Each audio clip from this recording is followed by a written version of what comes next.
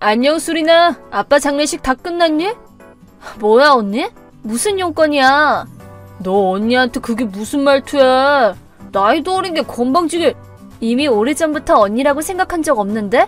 친부모 장례식에도 안 오는 사람이 어떻게 내 언니야? 야, 나 아빠한테 의절당했잖아. 집에 가고 싶어도 못 가는 거거든? 아, 참 그랬지? 1년 전에 어디서 굴러먹다 온지도 모르는 남자랑 야반도주 한다고 집에서 1억이 넘는 돈을 훔쳐간 쓰레기였지? 훔쳤다니? 너 말 참 이상하게 한다? 남친이랑 동거할 때 필요한 돈을 빌린 것 뿐이지. 돌려줄 생각은 없었지만 근데 어차피 아빠는 돈 많았으니까 곤란할 것도 없었잖아. 그런 문제가 아니거든? 하여튼 말해봤자 내 입만 아프지.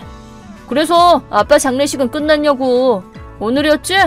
그래, 오늘 잘 보내드렸어. 그래서 뭐 언니랑은 상관없잖아. 장례식 끝났으면 유산 상속받을 거 아니야. 뭐? 언니 설마 아빠 유산 받을 생각이야? 당연한 거 아니야? 난 장녀잖아. 언니 제정신이야?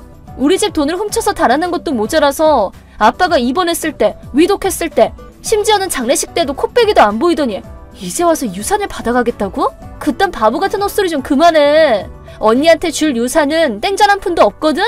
진짜 바보가 누군데? 너희는 어차피 유산 못 받아. 뭐? 무슨 말이야? 나한테 아빠 유언장이 있거든. 장녀한테 모든 유산을 상속한다고 써져 있던데? 뭐라고? 아빠 유언장? 언니한테 모든 유산을 상속한다니. 말도 안 돼. 그거 어차피 가짜지? 내 동생 배 아파서 어떡해? 아빠가 3년 전에 쓴 진짜 유언장인데 어쩌나? 유산을 다 내 차지로 만들려고 아빠 앞에서 몇 년 동안 온갖 착한 척은 다 했거든. 가업은 내가 있겠다. 엄마랑 수린이는 내가 책임지고 보살펴주겠다. 라고 했더니 아빠가 그 유언장을 써주더라고. 너무해. 아빠를 속인 거야? 완전 사기잖아. 그래, 마음껏 떠들어. 어쨌든 나한테 유언장이 있으니까 아빠 유산은 전부 다 내 차지야. 물론 본가에 있는 땅이랑 집 전부 다. 근데 그런 깡촌에 있는 집은 필요 없으니까 당장 팔아버려야지. 그러니까 너랑 엄마 얼른 짐 싸고 나가줘. 뭐? 집 팔 거야? 아직 나랑 엄마가 거기서 살고 있는데. 팔 건데? 그래도 그거 팔면 몇 푼은 더 생길 거 아니야. 집이랑 땅에 가구까지 몽땅 팔 거야. 아니, 그게 말이 돼? 49자도 안 끝났는데 우리를 집에서 쫓아내겠다니. 언니, 제발 정신 좀 차려. 유언이니까 어쩔 수 없잖아. 그럼 이사갈 집 찾을 때까지는 기다려줄게. 나도 참 착해서 달이라니까. 나만 쫓아내는 거면 몰라도 엄마까지 집에서 쫓아내다니. 언니가 사람이야? 너랑 엄마가 멍청한 거지. 일단 지금 있는 현금 전부 내 계좌로 입금해. 유산 들어올 거 생각해서 명품 엄청 질렀거든. 참, 외제차도 한 대 뽑았다. 그리고 이번엔 남친이랑 해외여행 갈 거니까 최대한 빨리 입금해줘. 야, 너 유산 먹으면 고소할 줄 알아? 그럼 안녕. 아, 뭐야. 아직도 돈 안 들어왔잖아. 내일부터 남친이랑 해외여행 가야 되니까 빨리 돈 필요하다고. 언니한테 줄 돈은 한 푼도 없어. 뭐? 집이랑 돈 뺏기기 싫다고 지금 뻗팅기는 거야? 야, 그렇게 머리가 안 굴러가? 지금 너랑 엄마가 그 집에서 사는 건 다 내가 베푼 아량이라고. 전부 다 나한테 상속된 유산이니까 너 자꾸 내 성질 건드리면 몸에 걸친 거 싹 다 벗겨내서 알몸에 무일푼으로 쫓아낸다? 그러기 싫으면 내가 시키는 대로 하라고. 언니가 뭐라고 하든 난 이 집에서 안 나가. 아빠 돈도 언니한테 안 줄 거야. 우와, 이거 진짜 돌대가리 아니야? 잠만 말고 돈이나 내놓으라고. 유산은 전부 다 내 거라니까? 언니 몫은 없어. 뭐? 무슨 말이야. 나한테 아빠 유언장이 있다니까? 실은 아빠 유언장이 또 나왔어. 새로운 유언장 말이야. 뭐? 어제 아빠 변호사가 왔어. 원래는 장례식 때 오려고 했는데 뭔가 착오가 생겨서 늦게 도착했대. 근데 그 변호사가 아빠 유언장을 가져왔거든. 훨씬 최근에 2달 전에 쓴 유언장이지. 아빠가 병상에서 써서 변호사한테 맡겼대. 뭐라고? 아니, 그게 무슨 소리야. 유언장은 날짜가 최근인 걸 우선하니까 언니한테 있는 건 무효가 된다는 말이지. 최근 유언장에는 기본적인 법정 상속대로 엄마한테는 유산 절반에 상당하는 토지 가옥을, 나한테는 남은 재산을 남기겠다고 써 있었어. 뭐? 그럼 내 몫은? 없어. 언니 몫은 전에 언니가 훔쳐간 돈을 생전에 증여한 걸로 간주하겠다던데? 뭐? 그게 말이 돼? 한 푼도 못 받는다는 게 말이 되냐고! 그럼 유류분은? 아무리 아빠 유언이라도 유류분은 청구할 수 있을 거 아니야! 그건 내 권리니까! 언니 유류분도 알고 있었구나? 생각보다 열심히 공부했네? 근데 안타깝지만 청구 못해. 뭐? 왜? 1년 내에 생전 증여된 돈은 상속재산으로 간주되거든. 언니가 들고 튄 돈은 원래 우리한테도 상속될 돈이었어. 그 돈을 훔친 지 아직 1년이 안 됐으니까 훔친 돈은 언니가 받을 수 있는 유산보다 크거든? 그래서 유류분을 청구할 수 있는 건 오히려 나야. 뭐라고? 무슨 말이야? 하, 미안. 이해 못했어? 그럼 조금 더 쉽게 설명해줄게. 지금 내가 상속받아야 될 돈을 언니가 훔쳐서 가져간 상태거든? 그걸 내가 재판으로 받아낼 수 있다는 소리지. 계산해봤는데 약 2천만 원 정도 돼. 뭐? 내가 돈을 줘야 된다고? 2천만 원이나? 나한테 그렇게 큰 돈이 어딨어? 그건 나도 알아. 언니 어차피 그때 들고 튄 돈 다 써버렸지? 그니까 새로운 유언장대로 해주면 언니한테 유류분 침해 청구는 안 할게. 유산 포기하고 다시는 우리 앞에 얼씬도 하지 마. 그럼 2천만 원은 연 끊는 비용으로 생각하고 유류분 청구는 안 할게. 어떻게 할래? 그게 뭐야?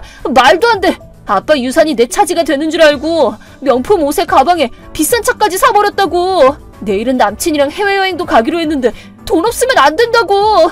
새 유언장이 나왔다고 해서 내가 가진 게 무효라니 난 인정 못해. 인정 못하겠으면 재판이라도 할까? 언니가 그렇게 유류분 청구를 당하고 싶다면 내가 유류분 청구 소송 한번 해줘? 난 변호사 선임해서 철저히 맞설 거야. 언니가 지면 재판 비용도 청구할 거고. 어찌됐든 이득을 보는 건 너밖에 없잖아. 그러는 게 어딨어? 불공평해. 난 우리 집안 장녀라고. 어린 게 건방지게 멋대로 떠들어. 애초에 언니가 뒷생각도 안 하고 돈 들고 튀고 유산이 손에 들어오지도 않았는데 사치나 부리니까 이렇게 된 거 아니야. 자업자득이지. 그럼 내 빚은 어떡하라고. 유산 들어올 줄 알고 1억 정도는 썼단 말이야. 이 돈은 어떡하라고. 난 모르지. 내가 만든 빚도 아닌데 우리가 대신 갚아줄 사이도 아니고. 자기가 만든 빚은 자기가 알아서 하세요. 말도 안 돼. 빚더미에 앉은 지옥 같은 인생은 싫다고. 분명 내 유산이었는데. 그래서 어떡할래? 유산 포기하고 우리랑 연 끊을래? 아니면 승산 없는 재판이라도 해볼래? 난 뭐든 상관없어. 짜증나. 됐어. 유산 하나도 필요 없어. 다시는 집에도 안 갈 거고 너랑 얽히지도 않을 거야. 그러면 됐지? 응, 알겠어. 그럼 절차는 우리가 진행해둘 테니까 언니는 우리 집에 다시는 오지도 말고 돈 때문에 민폐 끼치지도 마. 알았어? 이 구두쇠 사기꾼. 너 두고 봐. 구두쇠? 사기꾼? 혹시 자기소개하는 거야? 도둑질이나 저지른 빚쟁이한테 그런 말 들어봐야 타격 1도 없거든? 시끄러워! 너 진짜 짜증나. 나도 너 짜증나. 그럼 빚이나 열심히 갚아. 안녕. 언니가 아빠의 유언장을 가지고 있다는 걸 알았을 때는 정말 얼마나 초조했는지 몰라요. 아빠가 돌아가시기 직전에 대처해줘서 다행이었죠. 그 후 언니는 해외여행을 갑자기 취소해서 남자친구와 싸운 끝에 결국 헤어졌다네요. 언니에게는 거액의 빚만 남았다고 합니다. 빚을 갚으려고 명품과 차를 팔았지만 다 갚지 못하고 사채까지 손을 댄 탓에 지금은 밤일을 하고 있다네요. 저랑 엄마는 아빠를 잃은 슬픔을 극복하고 조금씩 평소의 일상을 되찾기 시작했어요. 지금은 아빠가 남겨준 집을 지키며 여유롭게 지내고 있답니다. 안녕하세요, 구독자 여러분. 구독과 좋아요는 채널 운영에 큰 힘이 됩니다. 안녕하세요. 저는 지방에서 남편과 함께 작은 공방을 운영하고 있는 30대 여성입니다. 저희 남편은 위로형이 한 명 있습니다. 저희 시어머니는 교육열이 높은 분이셔서 두 아들 다 소위 말하는 명문대에 진학시켰습니다. 그렇지만 저희 남편은 그런 어머니의 치맛바람이 싫어서 대학 졸업 후 독립을 선언하고 지방으로 내려와 공방을 열었고 저를 만나 결혼했습니다. 시어머니는 둘째 아들이 자신의 원하는 삶의 궤적에서 벗어난 것이 제 탓이라고 생각을 했는지 저를 항상 못마땅해 하셨습니다. 그런데 그러한 저와 시어머니 관계에 변화를 준 사건이 있었는데요. 오늘 그 이야기를 여러분께 들려드리려고 합니다. 우리 종범이 곧 결혼할 거다. 어머, 아주버님이 만나는 여자가 있으셨어요? 정말 축하드려요. 저도 이제 형님이 생기는 거네요. 말이야, 네 형님이지만 너랑은 아주 차원이 다르단다. 너 미국에 있는 하버드 대학이라고 들어는 봤니? 거기 졸업해서 지금은 외국계 기업 임원이란다. 저도 하버드 대학 알아요. 거기 졸업하셨을 정도면 정말 똑똑하고 멋진 분이시겠네요. 말해 뭐 하겠니? 너처럼 촌구석에 처박혀서 손장난하고 있는 애랑은 차원이 다르지. 니네가 하고 있는 그 뭐지? 공모시기. 공방이요, 어머니. 솔직히 말해봐라. 그걸로 돈이 벌리기나 하니? 너네 백수인데 남한테 말하기가 쪽팔려서 공방인지 뭔지 한다고 구라치는 거 아니니? 그럴 리가요. 그이랑 저랑 열심히 노력해서 일군 장소예요. 동네 사람들도 많이 찾아와주고 이제는 나름 사랑방 역할도 하고 있는걸요. 큰 돈은 벌지 못해도 저희 앞가림은 분명하게 하고 있어요. 앞가림, 웃기시네. 그런 코딱지만한 가게로 앞가림이 되는 거면 청년 백수가 왜 생기니? 아유, 됐어. 너네만 생각하면 내 가슴 속에서 열불이 나니까. 어머님, 이제는 저희 인생 인정해 주시면 안 되나요? 종수 씨랑 저 정말 열심히 살고 있어요. 열심히 사는 게 뭔지 보고 싶으면 우리 첫째 아들 종범이를 봐라. 합격 시기가 조금 늦춰지기는 했어도 내년 안에 고시 붙을 거고 엄청나게 능력 있는 여자를 데려왔잖니. 지방 어딘가에 처박혀서 애들 속꿉장난하고 있는 너네랑은 급이 달라. 하버드 며느리라니 이게 웬 횡재인지 모르겠구나. 아주버님은 명문대를 졸업한 후 35살이 되도록 고시 공부만 한 분이셨습니다. 그런데 아주버님의 합격 소식이 들리기도 전에 결혼 소식이 들려온 것입니다. 어머님은 아주버님이 데려온 여자가 정말 대단한 사람이라면서 두 팔 벌려 환영하는 분위기였지만 저희 남편은 다른 의견이었습니다. 자기야, 소식 들었지? 아주버님 말야, 곧 결혼 날짜 잡으시려나 봐. 엄마한테 전화 와서 들었어. 우리 형이지만 말야, 나는 이해가 안 돼. 취직도 안 하고 몇 년째 엄마한테 손 벌리면서 고시 공부하는 것도 이해가 안 되는데 갑자기 결혼이라니. 도대체 생각이 있는 건지 없는 건지. 아주버님도 다 계획이 있으시겠지. 게다가 예비 형님이라는 분 정말 대단하시던걸? 하버드 나와서 외국계 기업 임원이라니 너무 멋지잖아. 난 정말 모르겠어. 고시 공부하느라 직업도 없는 우리 형이 어디서 그런 여자를 만났으며 그런 여자를 어떻게 우연히 만났다고 하더라도 그 여자가 왜 우리 형을 좋아하냔 말이야. 이 결혼 어딘지 모르게 불길한 구석이 있어. 나도 그런 부분은 좀 염려스럽기는 해. 이렇게까지 차이 나는 결혼은 주변에서 처음 보거든. 그래도 아주버님 이제까지 고생하셨으니까 행운이 굴러들어온 거 아닐까? 나도 정말 그랬으면 좋겠어. 남편은 아주버님의 결혼에 대해 의문을 품고 있었는데 사실 그건 저도 마찬가지였습니다. 외국계 임원까지 오를 정도로 능력 있는 여성분이 어떻게 무직인 저희 아주버님과 결혼을 결심하게 됐는지 알 길이 없었습니다. 그렇지만 어머님이 너무 행복해 하셨기에 그런 걸 꼬치꼬치 캐물을 분위기가 아니었고 시간이 흘러 상견례 날이 다가왔습니다. 친구야, 나 정말 너무 힘들다. 이번 주 주말에 만나서 소주 한 잔 콜? 정말 미안해. 이번 주에 상견례 있어서 서울 올라가 봐야 할 것 같아. 갑자기 웬 상견례? 고시 공부한다던 아주버님이 곧 결혼하신대. 나도 아직 예비 형님 얼굴은 못 봤는데 아주 멋진 분이신 것 같아. 나 빼고 세상 사람들 다 행복하게 사는구나. 나는 전생에 무슨 죄를 지어서 이렇게 고통받는지 원. 네가 죄를 지은 게 아니라 너한테 사기를 친 그 사기꾼이 나쁜 거야. 너무 마음 상해하지 마. 꼭 잡을 수 있어. 요즘도 사기꾼 찾는 전단지 붙이고 다녀? 전단지도 붙이고 방송국에 제보까지 했는데도 답이 없네. 나 정도 사기 당한 건 아무것도 아니라고 생각하나 봐. 나는 내 전 재산을 사기꾼한테 뜯겼는데 말야. 지난달에 길거리에서 우연하게 만났었다며. 그때라도 잡아서 유치장에 쳐넣었어야 했나? 그랬어야 했는데 그 여자 말발에 또 넘어간 내가 머저리지. 너도 알잖아. 그 여자 보통 사람 아닌 거. 알지. 너랑 같은 동네에서 언니 동생 하면서 3년을 넘게 가족처럼 지냈다고 했잖아. 어느 날 급하게 돈이 필요하다길래 전 재산 5천만 원을 빌려줬는데 그날로 야반도주했다며 천벌을 받아도 모자를 인간이야. 그날 우연히 길거리에서 마주쳤어. 내 돈 내놓으라고 악을 쓰고 덤볐는데 눈 하나 깜짝 안 하고 조용히 어디 들어가서 얘기를 하자는 거야. 그래서 커피숍에 앉아서 단둘이 대화를 했는데 자기도 지금 돈이 없대. 뭐 그런 뻔뻔한 인간이 다 있어? 남의 돈 빌려간 후에 잠적해놓고 돈 없는 게 자랑이니? 그 여자 말로는 시골에 땅 가진 노인네 한 명을 알게 됐는데 조만간 그 땅이 자기 차지가 된다는 거야. 그 땅 팔아서 돈 생기면 내 돈 갚을 거라면서 좀만 기다려달라는 거 있지. 그 말발에 또 속아서 그 인간을 보내줬어. 정말 열받는다. 근데 좀 찜찜했던 게 그날 나한테 수면제를 처방받아달라는 거 있지. 수면제를 왜? 그것만 해주면 내 돈 갚을 수 있다길래 나도 아무 의심 없이 수면제를 처방받아줬어.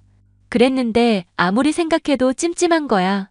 시골에 땅 가진 노인네가 아무 이유 없이 그 여자한테 땅을 줄 리도 없고 내가 처방받은 수면제가 또 그 여자 사기극에 이용될 것 같아서 불안해 죽을 것 같아. 어떡하면 좋아. 그 사기꾼 여자를 빨리 찾는 게 급선무야. 상견례 끝나고 바쁜 일 마무리되면 나도 같이 전단지 붙일게. 힘내자 친구야. 저는 그렇게 힘들어하는 친구를 위로하며 그 주 주말에 상견례에 다녀왔습니다. 상견례에서 처음 본 형님은 제가 생각하는 이미지와는 정반대의 사람이었습니다. 화려한 서구형 미인의 활달한 성격일 거라는 제 짐작과는 다르게 매우 차분하고 평범한 인상의 여성이었습니다. 그런데 어딘지 모르게 낯이 익은 것 같아서 계속해서 쳐다봤는데도 도저히 그 해답을 찾을 수 없었습니다. 서울 잘 다녀왔어? 사기꾼 찾는 전단지 새로 뽑았는데 눈에 잘 들어오나 모르겠어. 네가 한번 봐줘. 상견례 잘 마치고 오래간만에 서울 구경도 잘하고 돌아왔지. 이번 전단지는 색깔이 강렬하네. 잘 만들었다. 근데 이 사람? 왜 그래? 수정할 거 있으면 말해줘. 나 이 사람 꼭 찾아야 한단 말야. 이 사람이 우리 예비 형님이야. 뭐라고? 너희 아주버님이랑 결혼한다는 그 하버드 나온 여자? 상견례 자리에서 처음 만났는데 어디에서 본 것 같다는 생각을 계속했거든. 그런데 생각보다 평범한 인상이어서 내가 착각한 거라고 생각했는데 이 사람 맞아. 설마 너희 시어머니 시골에 땅 같은 거 갖고 계시니? 맞아. 시아버님 돌아가시면서 시골에 있는 땅 명의가 시어머니한테 갔거든. 너도 알겠지만 우리 남편은 워낙 어머님 눈밖에 난 자식이라 어머님 땅에는 관심이 없어서 그동안 완전히 잊고 살았어. 어머님이 그 땅은 아주버님한테 물려줄 거라고 여러 번 얘기하시기도 해서 더더욱 관심도 없었지. 그 사기꾼 여자가 시골 땅은 큰아들한테 물려줄 거라는 얘기를 들은 게 분명해. 게다가 아직 미혼이니 접근하기에 딱 좋겠다고 생각한 거겠지? 빨리 이 결혼 막아야 해.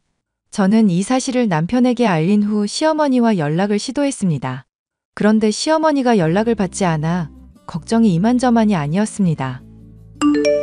어머님, 왜 이렇게 연락을 안 받으세요? 걱정했잖아요. 어제 이삿짐 옮기느라 피곤해서 골아 떨어졌지 뭐니. 이 집이 기운이 참 좋은가 보다. 내가 평생을 불면증으로 고생했는데 어제는 마치 기절한 것처럼 깊은 잠을 잤구나. 이렇게 깊게 잔 적은 10년 만에 처음이야. 어머님, 어제 이사를 하셨어요? 이 집이 말이다. 첫째 아가가 사온 아파트다. 그것뿐이냐. 날 모시고 살겠다면서 이 집으로 이사 들어오라고 부르지 않겠니? 그 여자가 벌써 제가 짐작한 게 확실하네요. 내가 정말 이런 말까지는 안 하려고 했는데 말이다. 생각할수록 비교가 돼서 참을 수가 없구나. 첫째 며느리는 시집 온다고 10억짜리 아파트를 사왔는데 너는 도대체 뭐냐? 제가 드릴 말씀이 있어요, 어머님. 네가 하는 말 더 이상 듣고 싶지 않다. 돈이 없으면 말이야. 몸으로라도 때워야지. 여기 새 집이니까 너가 와서 물걸레질이라도 해. 내가 너만 보면 속이 터져서 살 수가 없어. 어머님, 지금부터 제가 하는 말 잘 들으세요. 첫째 형님이라는 그 여자, 여러 사람한테 돈 빌려서 야반도주한 사기꾼이에요. 지금 타깃 씨 어머님이에요. 그 집으로 부른 것도, 기절한 것처럼 잠든 것도 전부 그 여자 계략이라고요. 어머님, 지금 매우 위험한 상황에 놓여져 있어요. 그 집에서 당장 나오세요. 뭐라고? 첫째 며느리가 사기꾼이라니? 이거 보세요. 제 친구한테 5천만 원 뜯어서 달아난 여자예요. 다음 타깃이 시골에 땅 가진 노인네라고 했대요. 혹시 부엌 찬장 같은 곳에서 약봉지 못 보셨어요? 제 친구 이름으로 땡땡시 땡땡 약국에서 처방받은 수면제 봉투가 있을지도 몰라요. 아무래도 어머님한테 밤에 수면제를 먹이고 무슨 수작을 꾸미는 것 같아요. 이거 말하는 거니? 어제 첫째 며느리가 이걸 서랍장에 넣어두는 걸 봤거든. 이거 맞아요. 내가 잘 때도 인감도장을 몸에 지니고 자는 습관이 있어. 그 얘기를 첫째 며느리한테 말한 적이 있는데 설마 그것 때문에 나한테 수면제를 먹였을 수도 있겠구나. 어머님, 아직 없어진 물건은 없으시죠? 인감은 내 비밀 주머니에 들어있어서 걔가 못 찾은 것 같구나. 중요한 서류도 전부 다 남아있어. 그럼 얼른 그 집에서 나오세요. 그 집에 더 계시다가는 그 여자가 어머님 식사에 또 무슨 약을 탈지 몰라요. 얼른요. 부동산에 알아보니 저희 예비 형님이 해왔다고 하는 그 아파트는 3달짜리 단기 월세였습니다. 어머님을 속여서 이사 들어오게 한 후 약을 먹여 재우고 인감도장을 훔쳐 달아나려는 계획이었던 게 분명했습니다. 그 여자는 이미 여러 건의 사기로 고소를 당한 상태였고 이번에는 저의 시어머니에게 접근하다가 꼬리가 밟혀 경찰 수사를 받게 되었습니다. 아가, 내가 너한테 면목이 없구나. 솔직히 내가 생각해도 말이 안 된다고 생각했어. 학벌만 좋지 뭐 하나 자기 손으로 이룬 적 없는 첫째한테 그런 여자가 찾아올 리가 없지.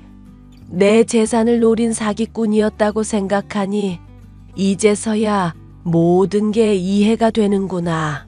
어머님, 말이 안 된다고 생각하면서도 너무 좋고 너무 행복해서 귀 닫고 눈 감고 그냥 결혼 밀어붙이려고 했던 거야. 일단 종범이랑 결혼부터 시켜놓으면 자기가 나중에 정신 차려도 도망갈 수도 없을 거라고 생각했으니까. 처음부터 내 재산을 노린 사기극이었을 줄은 상상도 못했단다. 너 아니었으면 무슨 일이 벌어졌을지 정말 끔찍하구나. 어머님이 무사하셔서 정말 다행이에요.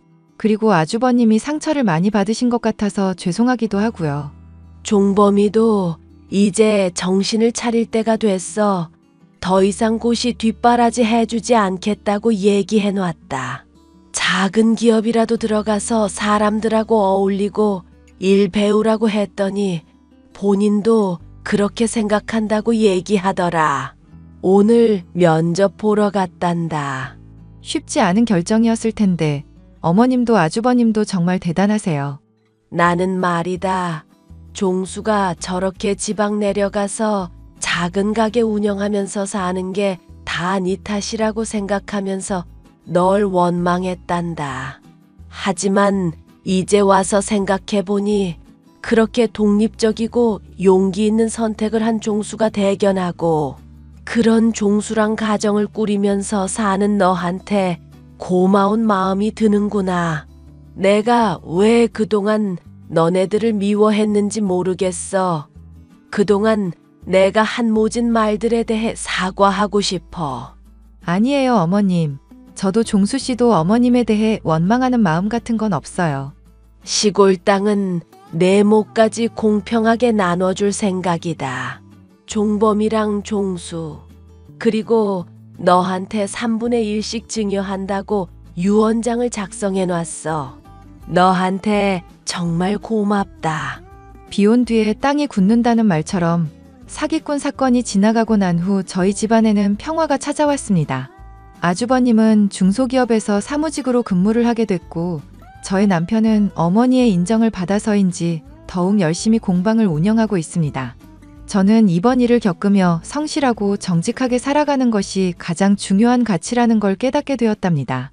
저희 집안 이야기를 끝까지 들어주셔서 정말 감사합니다.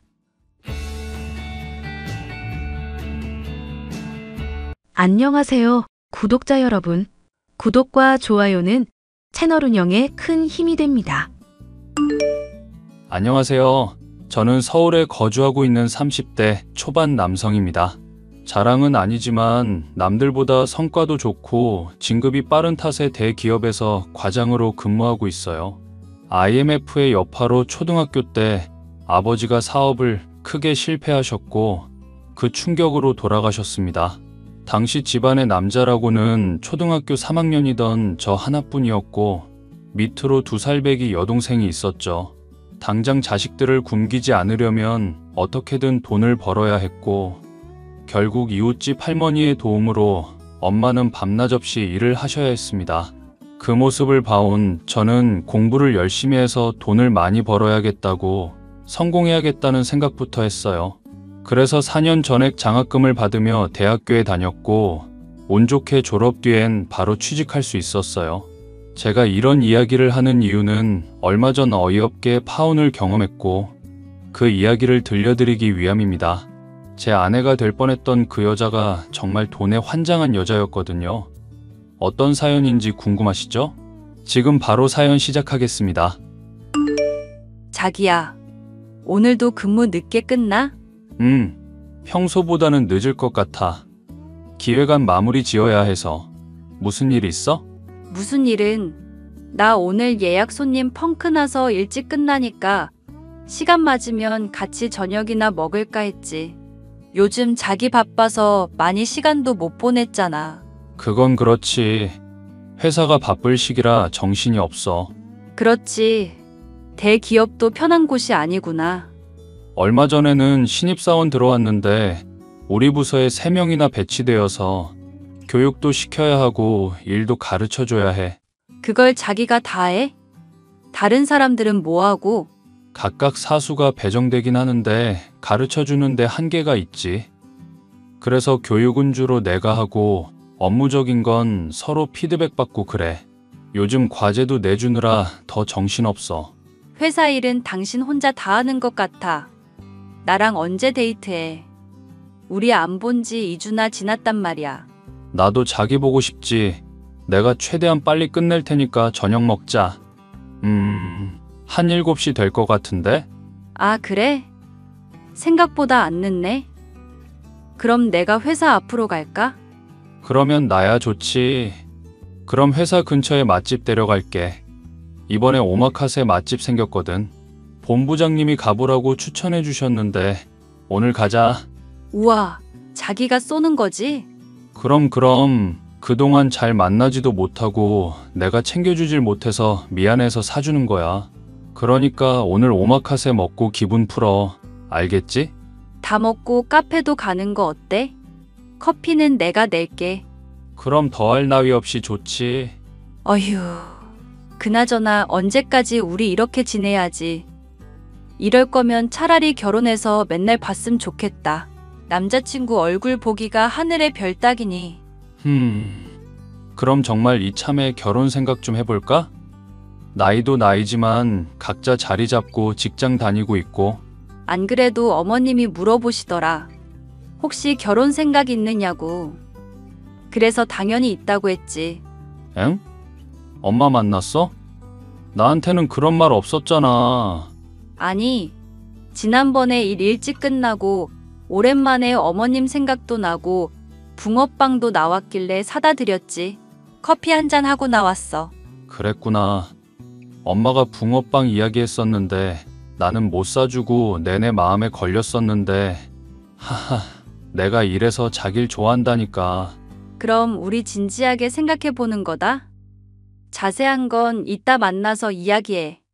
응, 이따 봐요. 예비 신부는 제가 회사에 입사하고 3년 차 대리로 근무하던 때 동료의 소개로 알게 되었습니다. 동료의 전담 디자이너였는데 몇 번 대화하다 보니 저와 잘 어울릴 것 같다는 이유에서였죠. 당시 예비 신부는 화려한 모습에 비해 소소하게 챙겨주는 거 좋아하고 남들처럼 명품에 욕심 안 부리는 순수한 여자였습니다. 털털한 성격까지 완전 제 마음에 쏙 들었죠. 여러모로 마음에 드는 그녀에게 자연스레 호감이 갔습니다. 또 어른들한테 어찌나 잘하던지요. 연애하면서 저희 엄마와도 따로 만날 정도로 살갑기도 했습니다. 연애할 당시 집에 인사하러 간 적이 있는데 엄마도 상당히 좋게 보셨고 이미 며느리 된 것처럼 사이가 좋았어요. 그 뒤로 저랑 따로 가지 않아도 저희 식구 잘 챙겨주는 모습에 결혼을 결심하게 되었습니다. 어머니, 저 왔어요. 오늘 꽃게탕 해주신다고 해서 칼퇴근하고 왔습니다. 그래. 어서 오게. 일하느라 아주 힘들지. 배고플 텐데 얼른 손 씻고 와서 식사부터 하지. 이야, 어머님 솜씨 완전 짱인데요? 그렇지? 결혼하면 자주 해줄게. 네? 뭘 그렇게 놀라나. 어차피 우리 가은이랑 결혼할 거 아니야? 지난번에 이야기 들어보니까 둘이 결혼 이야기 하더구먼. 어제 가은이가 넌지시 물어보더라고. 그래서 둘이 조만간 이야기가 나올지 싶었지. 에이, 엄마 밥 먹는데 부담스럽게. 우리가 확실히 이야기하면 그때 말한다니까.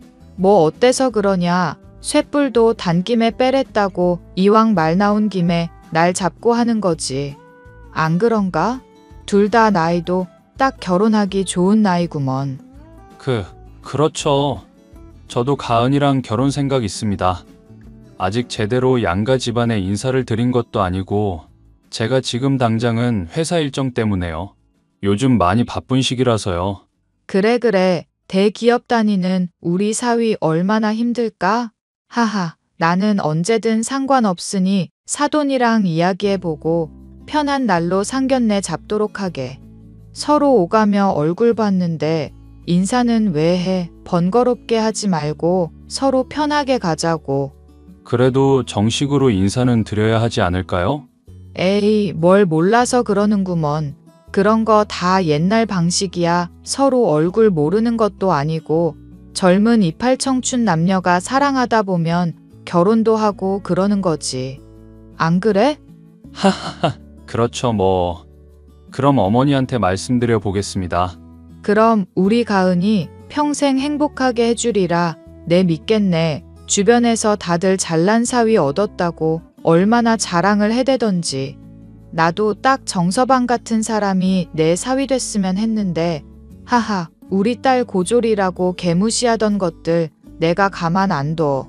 엄마, 그런 이야기는 못하러 해. 하하. 아, 자기야. 신경 쓰지 말고 얼른 먹어. 다 식겠다. 어머, 내 정신 좀 봐. 우리도 어서 먹자. 내가 너무 내 할 말만 했나 봐. 아무튼 날 잡아보게. 이왕이면 최대한 빨리. 네, 그럴게요. 그나저나 내 하나만 물어보지. 결혼 준비는 해둔 거야? 금전적인 걸 말씀하시는 건가요? 뭐 이래저래 다. 우선 신혼집은 제 앞으로 마련해둔 소형 아파트가 있어요. 당장 신혼살림 시작하기에는 부족하지 않아요. 응? 아파트? 평수가 어떻게 되는데? 20평입니다. 요즘 구조가 잘 빠져서 엄청 넓어 보여요. 신혼부부가 살기 좋다고 소문났고 나름 유명 건설사 아파트예요. 결혼하면 여기서 신혼살림 시작할 예정이고요. 뭐라고? 20평. 난 그렇게 작은 집에서 살아본 적이 없는데. 아무튼 어느 정도 준비는 잘 해놨구만. 자세한 건 차차 말씀드릴게요. 민수야, 요즘 가은이랑 잘 만나고 있니? 지난번에 붕어빵 사온 뒤로 통 얼굴을 못 봤구나. 잘 만나고 있죠. 안 그래도 엄마한테 물어볼 거 있었어. 뭔데 그러니? 얼마 전에 가은이네 집에서 저녁 먹었는데 사실 우리 결혼 생각해 보기로 했거든. 그런데 가은이네 어머님이 날 잡자 그러셔서. 엄마는 언제가 괜찮아? 상견례 하자는 말이니 언제 말하나 했다. 난 아무 때나 괜찮다. 아무래도 주말이 서로 편하니 주말로 하자꾸나. 네. 그럼 저희가 장소 골라서 예약하고 말씀드릴게요. 근데 막상 결혼한다고 하니까 되게 뒤숭숭하네요. 그러게 하늘에 있는 네 아버지가 좋아했을 건데. 그게 제일 아쉽긴 해요. 그래도 이만큼 잘 살 수 있는 게 다 아버지가 도와주셔서 그런 거 아닌가 싶어요. 그렇지. 그러면 결혼하면서 필요한 거 미리 준비 좀 해놔야겠구나. 적금도 해약해야 하고. 적금이라니? 그걸 왜 해약해? 아, 내 앞으로 들어놓은 적금이 있어. 너 결혼하면 결혼자금으로 쓰려고 꾸준히 모아둔 돈인데 결혼 이야기 나왔으니 당연히 넣어줘야지. 아, 아니야. 나 엄마가 생각하는 것보다 돈 많아. 집도 마련해뒀고 여유자금도 있어요. 회사 다니면서 돈도 벌고 있는데 그 돈 나 안 줘도 되니까 서진이한테 써요. 그래도 너 결혼자금인데. 에이, 괜찮대도 앞으로 서진이 들어갈 돈이 더 많아. 지금 대학 다니고 있어서 그렇지. 그리고 공부라도 더 한다고 해봐요. 엄마도 더 일해야 하는데 이 돈 아껴서 보태세요. 정말 그래도 되겠니? 그럼요. 아무튼 가은이랑 이야기해보고 정해지면 알려드릴게요. 그래, 알았다. 고생하고. 저희는 결혼에 대해 진지하게 생각해본 뒤 양가 어른들께 알리고 상견례를 하기로 했습니다. 그런데 상견례 며칠 전 갑자기 예비 장모님이 저에게 연락하시더니 따로 한번 만나자고 하시더라고요. 바쁜 거 아니 회사 앞 카페에서 잠시 보자길래 점심시간에 만나 뵙기로 했습니다. 예비 장모님은 저에게 봉투 하나를 건네셨고 전 그걸 보고 기가 막힐 수밖에 없었습니다. 예단과 혼수 목록이었는데 완전 자식 팔아서 장사하려는 심보가 고스란히 드러나 있었거든요. 제일 어이없던 건 예단 목록에 가정부를 고용해주고 매달 300만 원씩 생활비를 보태야 한다는 내용이 담겨 있더군요. 물론 현금 예단도 따로 있어야 했고 평소 트레이닝복만 즐겨 입던 장모님은 갑자기 명품 옷을 요구하셨죠. 어때? 내가 미리 손 좀 봐둔 예단 목록이야. 요즘 다들 이 정도는 한다길래 상견례 전에 미리 보여주는 게 나을 것 같아서. 장모님, 이게 뭐예요? 너무 과한 것 같은데요? 과하긴 뭘 과해. 정서방, 자네가 뭘 몰라서 그러네. 내가 주변에 다 물어보고 적어둔 거야. 아주 심사숙고해서 결정한 거라고. 입으시지도 않는 밍크 코트는 뭐고 현금 예단도 그렇고 제가 생각했던 것보다 좀 과해요. 그리고 집 리모델링은 또 뭐고요? 저희 신혼집 말씀하시는 거예요? 아니, 우리 집 말하는 건데 원래 집에 새 사람 들이려면 다 고쳐야 해. 리모델링 비용 얼마 안 하니까. 그리고 우리 가은이가 유명한 디자이너잖아. 보이는 게 많으니 다 최고급으로 해야지. 마침 우리 집도 식기류 갈아야 하니까 이왕 하는 거 우리 집도 좋은 거로 바꿔달라 이거야. 장모님, 이건 좀 너무해요. 가은이랑 이야기를 해봐야 할 것 같아요. 이야기하고 말고가 뭐가 있어. 그냥 어른들이 하라는 대로 하는 거지. 어차피 정서방 집안도 빵빵한 거 아니야? 난 우리 귀한 딸 시집 보내면서 이 정도는 받아야겠네. 저희 엄마와도 얘기를 해볼게요. 제가 함부로 결정할 사안은 아닌 것 같네요.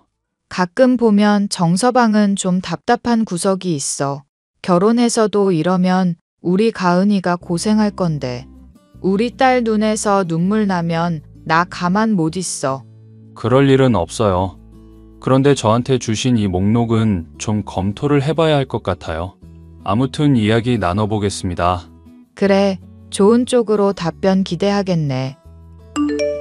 자기야, 어머니가 좀 전에 오셔서 예단 목록이라고 건네주셨는데 혹시 미리 들은 거 있어? 아, 내가 예단은 어떻게 해야 하냐고 물어보니까 엄마가 알아서 한다고 신경 쓰지 말라던데? 왜? 무슨 말 했어? 아니, 점심시간에 잠깐 뵀는데 예단이랑 혼수 목록이라고 주시더라고. 근데 우리 쪽도 예단 받아야 하는데 지금 장모님이 전해주신 목록 너무 과한 것 같아서. 과하다니 뭘 얼마나 했길래 그래? 어머님이 집에 가정부 고용해 달라셔. 그리고 매달 생활비 300만 원. 엥? 액수가 좀 크네. 그래서 알았다고 했어? 아니, 일단은 당신이랑 상의해 본다고 했지. 내가 혼자 그럴게요. 할 상황이 아니잖아. 우리 엄마랑 이야기도 해봐야 하고. 근데 솔직히 우리도 성인인데 우리가 그냥 알아서 하면 안 되는 거야? 옛날부터 하는 말이 결혼식, 장례식 손님은 다 부모님 거라잖아. 평생 우리한테 이리 치이고 저리 치이고 하면서 고생하신 건 알아. 그래도 우리 결혼이지 어른들 결혼은 아니니. 불만이 있는 거야? 아니, 불만이랄 것까진 없지. 너무 과한 거 아닌가 싶어서 그래. 자세한 건 상견례 때 하면 될 것 같아. 어차피 어른들이 이야기 나누셔야 하니. 그럼 상견례하고 보자. 그날 뭐라도 이야기가 나오겠지? 알겠어. 그렇게 시간이 흘러 상견례 당일이 되었습니다. 상견례 당일 예비 장모님과 예비 신부는 온몸을 명품으로 휘감고 와서는 마치 자랑하는 것처럼 보였죠. 저희 엄마는 수수한 걸 좋아하시는 편이어서 깔끔하고 격식 없는 정장을 입고 가셨습니다. 옷은 어디서 샀고 머리랑 메이크업은 어디서 비싸게 주고 했다는 자랑을 시작으로 아무 말 동문서답이 시작되었습니다. 아니나 다를까 예비 장모님이 저에게 건넸던 예단 목록을 그대로 들고 오셔서는 과한 걸 요구하셨습니다. 그러다 예비 장모님이 엄마의 행색을 지적하며 까내리기 시작하는데 눈이 뒤집힐 것 같더라고요. 욱해서 상견례고 뭐고 엎을 뻔했지만 제 손을 꽉 쥔 엄마 때문에 겨우 참을 수 있었습니다. 의외로 엄마도 덤덤하게 할 말 다 하시더라고요. 사돈, 이렇게 만나 뵙게 돼서 영광입니다. 그럼 본론부터 시작할까요? 네, 뭐 그러시죠. 사실 내가 저번에 정서방한테 먼저 예단 목록을 건네줬어요. 혹시 들은 바가 있으신지요? 아니요, 딱히 전에 들은 바가 없습니다만. 이럴 줄 알고 준비해 왔어요. 저는 더도 말고 남들 하는 만큼만 받으렵니다. 지금까지 딸 자식 귀하게 키웠는데 이 정도는 해야죠. 보니까 정서방이 가진 아파트도 20평밖에 안 되고. 그래도 빚 없이 장만한 집이고 서로 벌고 있으니 부족한 건 없으리라 판단됩니다. 그리고 예단 목록의 가정부는 뭔지. 보면 몰라요? 내가 이제 애들 다 키웠는데 계속 집안일 할 순 없잖아요.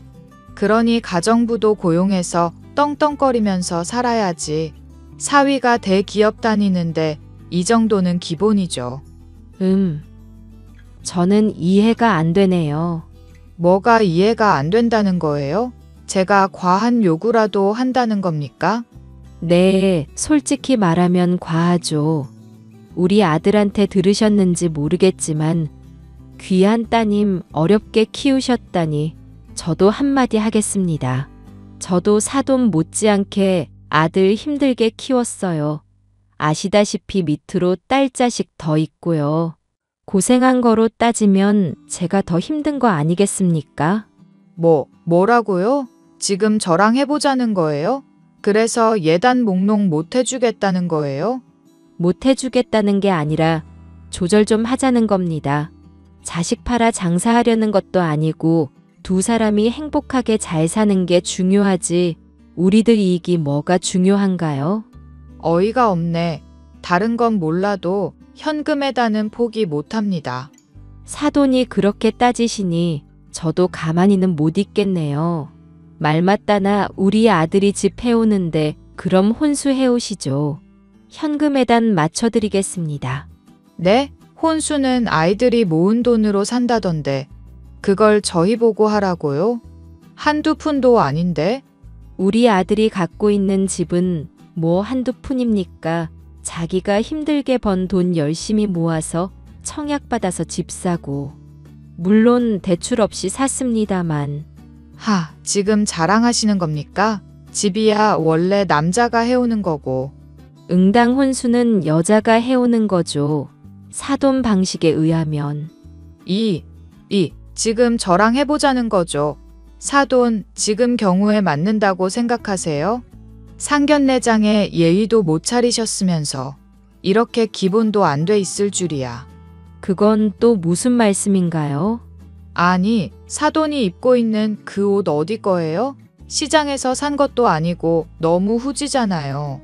이걸로 사람 인성 고를 수 있다고요. 아무리 생각이 없어도 그렇지 어떻게 그런 후줄근한 옷을. 참나, 이보세요. 사람 겉모습으로 판단하는 거 아닙니다. 어쨌든 그렇게 비쳤다니 제가 다 죄송하네요. 더 이상 이야기는 어려울 것 같으니 자세한 건 아이들 통해 전달하도록 하겠습니다. 아, 예, 저도 그렇네요. 예비 신부 엄마는 한치의 물러섬도 없이 대화를 이어나갔습니다. 신기하게도 엄마는 언성 하나 높이지 않고 온화한 표정을 유지하면서 말씀을 이어나가셨고요. 결국 자세한 내용은 저희를 통해 주고받기로 하고 상견례는 마무리되었습니다. 감정이 상했는지 헤어질 때도 고개만 까딱하고는 예비 장모님은 제 인사도 받지 않고 집으로 돌아가셨습니다. 그 모습에 진절머리가 나더군요. 이렇게까지 기분 상하면서 결혼을 진행해야 하는지도 의문이었습니다. 자기야, 나한테 할 말 없어? 무슨 할 말? 오히려 자기가 나한테 할 말이 있어야 하는 거 아니야? 어이가 없다. 그날 그렇게 헤어지고 어떻게 연락 한 통 없을 수 있어? 그러는 자기는? 솔직히 장모님이 건네주신 예단 목록, 그게 말이 된다고 생각해? 말이 안 될 건 뭔데? 각자 생각하는 게 다 다른 법인데. 그 정도 요구할 수 있는 거 아니야? 솔직히 말하면 우리 엄마 아무것도 안 받으시려고 했어. 그냥 우리 결혼 반지 맞춰주고 현금으로 살림에 보태라고 하실 생각이었다고. 근데 예단을 그렇게 원하실 거면 엄마도 그렇게 간단히 말할 건 아니지. 안 그래? 인생에 한 번뿐인 결혼식인데 하라는 대로 해주자. 응? 당신이나 나나 돈 잘 벌고 금방 또 모으는데 살면서 언제 이렇게 해준다고 그래. 기분 좋게 서로 주고받고 하자니까. 다른 부모님들은 자식들 빚 안 지게 살게 하려고 받은 것도 다 돌려주는 마당에 장모님은 왜 이렇게 바라는 게 많으셔? 지금 그게 무슨 말이야? 우리 엄마 욕하는 거야? 너무 과하잖아. 따지고 보면 집도 내가 해. 혼수랑 예단 다 해줘. 그러면 자기가 그만큼 우리 집에 해줄 거야? 우리가 모은 돈으로 혼수 마련한다고 쳐. 결국 내 돈 쓰는 건데 장모님 말대로 하면 예단 건네주고 혼수는 자기가 해오는 게 맞지. 어이가 없다. 당신 그렇게 하나하나 따지는 사람이었어? 사람 마음이 중요한 거라고. 누가 돈이 없어서 그런가? 그럼 혼수해오면 되겠네. 그리고 집값이 4억이니까 보통 20% 정도는 예단으로 해온다더라? 그 돈을 달라는 거야, 지금? 못 줄 건 뭔데? 나는 몇 억 되는 집 사서 들어가지. 처가댁에 1억 넘는 예단 혼수 다 해줘야 하지. 당신도 그 정도는 해야 하는 거 아니야? 아, 말이 안 통한다. 답답하네. 그렇지. 나도 답답한 건 마찬가지야. 말 더 길게 할 필요 없어. 우리 서로 생각할 시간 갖기로 하자. 지금 헤어지자는 거야? 생각해보고 아니다 싶으면 헤어지는 거지. 자기도 진지하게 생각해봐. 자기야. 사실 상견례 이후 곰곰이 생각해보니 기울어도 한참 기우는 결혼 같았어요. 제가 어려워봤던 터라 꾸준히 재산 불리기에 관심이 많았고 주식과 코인 투자를 조금씩 해와서 수익을 본 게 있었거든요. 10억 정도 여유자금이 생겼고 그걸로 지금 엄마와 여동생이 사는 아파트 마련해주고 저도 청약받은 아파트 대출 없이 갖게 되었고요. 소형 아파트지만 날이 갈수록 시세가 오르고 있죠. 물론 남은 여유자금도 3억 정도 있고 결혼을 하는데 아무런 지장이 없었습니다. 하지만 예비 장모님과 예비 신부의 태도에 질려버렸고 깊은 고민을 하게 되었습니다. 파혼을 하는 게 맞다 생각하고 예비 신부를 만나기로 했습니다. 예비 신부가 잠시 화장실에 다녀온다며 휴대전화를 두고 갔는데 등록되지 않은 전화번호로 연락이 와서 대신 받았는데 남자더라고요. 나에게 누구냐고 소리치길래 결혼할 사람이라고 하니 말도 안 되는 소리라며 자신이 지금까지 만나왔고 내년 봄에 결혼하기로 했다고 하는 게 아니겠어요? 예비 신부에게 이 상황을 알렸더니 우물쭈물 말을 못하는 겁니다. 알고 보니 양다리를 걸치고 있었죠. 테이블 옆에 뼈를 버리는 음식물 쓰레기통이 있어서 그 통을 쥐어주면서 이별을 고해했어요. 조금 전에 전화 온 사람, 이거 해명할 수 있어? 해보라고. 할 말 없어. 자기가 무슨 말을 하든 달게 들을게. 미안해. 미안해? 지금 그게 할 소리야? 안 그래도 오늘 당신한테 할 말이 있어서 나온 거야. 우리 이 결혼 없던 걸로 하자. 지금 파혼하자는 이야기야? 어떻게 나한테 이럴 수 있어? 뭐가? 솔직히 우리 안 맞아. 어영부영 결혼해서 이리 치이고 저리 치이느니 그냥 스트레스 안 받고 안 하는 게 낫지. 웃긴다. 자기야, 내가 하나하나 따져줄게. 신혼집이 겨우 20평이야. 쪽팔려서 어떻게 살아? 남들은 최소 30평 이상에서 시작한다고. 크크크 집이 그렇게 안 이꾸었어? 그러는 너는 지금까지 뭘 준비했는데? 나? 예쁘게 자란 것만으로도 감지덕지해야지. 요즘 관리 안 하는 사람이 얼마나 많은데. 아, 겉모습 말고는 볼 게 없다? 내가 5억 이상 해가는 건데 그러는 당신은 얼마나 해줄 수 있어? 우리 엄마한테 다이아몬드랑 명품 사줄 수 있어? 빚내서라도 해줄 수 있지. 빚은 무슨. 아무래도 안 되겠다. 그냥 우리 파혼하자. 나는 너랑 못 살겠어. 그럼 아파트는 어쩌고. 신혼집 한다고 청약받은 거라며. 우리가 살 집은 어떡하냐고. 당신 집은 거기가 아니지. 내가 따로 준비해 놓았어. 여기야. 응? 이거 음식물 쓰레기통 아니야? 들어가 쓰레기 같은 년아. 오늘부터 여기가 네 집이다. 야, 이거 미쳤네? 그리고 뭐? 쓰레기 같은 년? 너는 인성을 국에 말아 처먹었냐? 그래, 바람도 피웠다. 나한테 보험 정도는 있어야지. 네가 이렇게 구질구질한 새끼인 줄 알았으면 헤어졌지. 그래, 그러면 지금 헤어지면 되겠네. 그럼 만나서 잘 살아라. 야. 그렇게 예비 신부에게 헤어짐을 통보하고 자리를 박차고 나왔습니다. 그 뒤로 회사에서 계속 마주쳤고 절 계속 붙잡더라고요. 점심시간, 퇴근 시간 할 것도 없이 저를 찾아와 얼마나 매달리는지 정말 지겨웠습니다.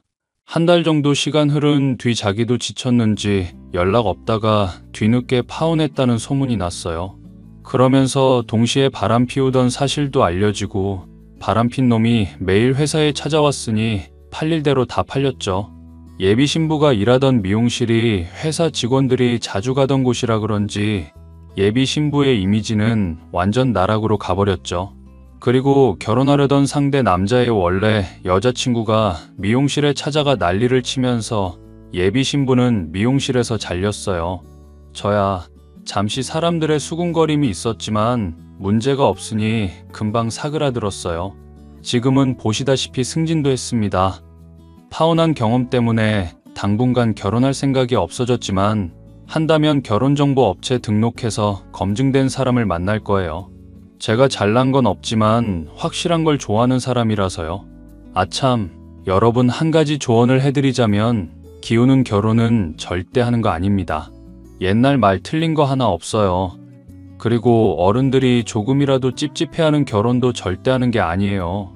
저희보다 몇십 년 더 인생을 살아오신 분들이 몸소 느끼신 게 있는데 그걸 무시해서도 안 되고요. 저처럼 이렇게 좋지 않게 헤어질 바엔 어른들의 해안으로 깔끔하고 원만하게 해결하는 게 낫잖아요. 저와 비슷한 상황을 겪고 계신 분들이 있다면 부디 현명한 대처를 하시길 바라겠습니다. 그럼 사연은 여기서 마치도록 하겠습니다. 긴 사연 들어주셔서 감사드려요.